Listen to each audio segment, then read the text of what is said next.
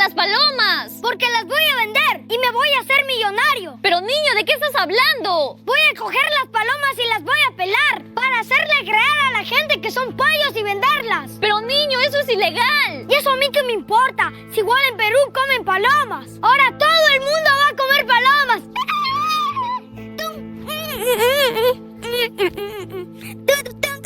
Pues ahora yo te voy a delatar y te van a meter preso.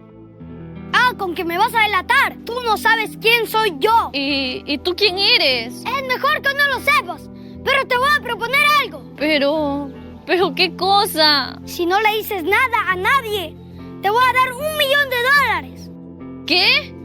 $1.000.000. ¿Aceptas o no? Debería aceptar ese $1.000.000, pero eso sería engañar a la gente.